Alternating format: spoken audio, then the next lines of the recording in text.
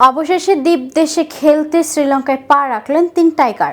একের পর এক ফ্র্যাঞ্চাইজি ক্রিকেট লিগের প্রভাব এড়িয়ে গেলেও এবার আর না বলেননি তাসকিন। অবশেষে উড়াল দিয়েছেন লঙ্কা প্রিমিয়ার লিগের উদ্দেশ্যে। আর তার প্রথমবারের সফরে সঙ্গী হয়েছেন মোস্তাফিজুর রহমান এবং তাওহিদ হৃদয়। ডাম্বুলা সিক্সার্সে খেলবেন তাওহিদ হৃদয় আর মোস্তাফিজুর রহমান। শ্রীলঙ্কার রাজধানী কলম্বো স্ট্রাইকার্স ফ্র্যাঞ্চাইজি মাতাবেন তাসকিন আহমেদ। দেশবাসীর কাছে দোয়া চেয়ে হৃদয় বললেন, ভিনদেশি লিগে খেললে উন্নতি হবে সবার। বিস্তারিত থাকছে প্রতিবেদনের বাকি অংশে। সাথে আছি আমি ইফফাত আরামিথিলা।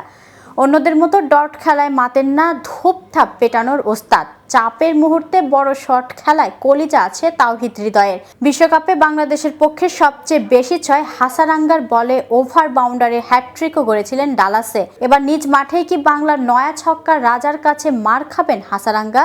১ জুলাই থেকে মাঠে গড়াচ্ছে লঙ্কান প্রিমিয়ার লিগ। এলপিএল খেলতে দ্বীপ দেশে গেছেন ৩ টাইগার। হৃদয়ের সঙ্গী ২ পেসার তাসকিন আর মোস্তাফিজ।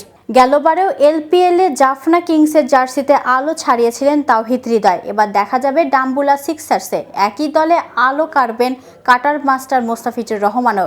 তার আগে হৃদয় বলেন, সব জায়গাতেই ভালো করতে হবে, ভালো করলে অন্যান্য জায়গায় সুযোগ আসবে। আগে থেকেই আসলে দেশের বাইরে ক্রিকেটাররা খেলে, এখন আরেকটু বেশি খেলছে। আশা করি সামনে আরও সবাই খেলার সুযোগ পাবে।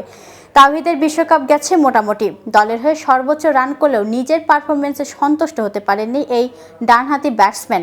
লঙ্কা প্রিমিয়ার লিগে ভালো করার ইচ্ছা তার।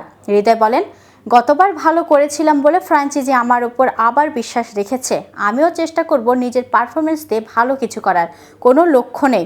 বিশ্বকাপের পর ক্রিকেটারদের অফুরন্ত সময় থাকায় বিদেশি লিগগুলোতে খেলার অনুমতি দিয়েছে বিসিবি।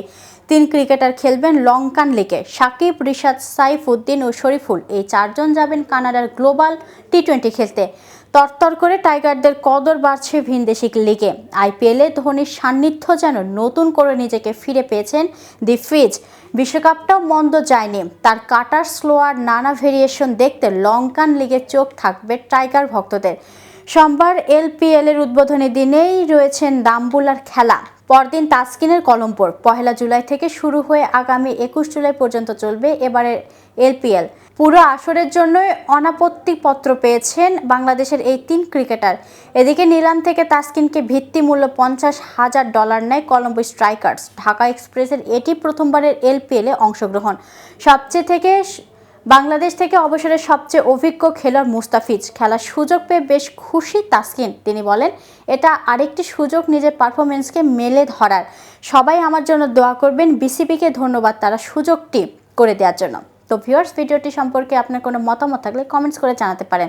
সাথে সাথে নিয়মিত ক্রিকেট আপডেট এবং ইনফরমেটিভ ভিডিও পেতে কেটিভি ক্রিকেটের সাথেই থাকুন। আজ এ পর্যন্ত।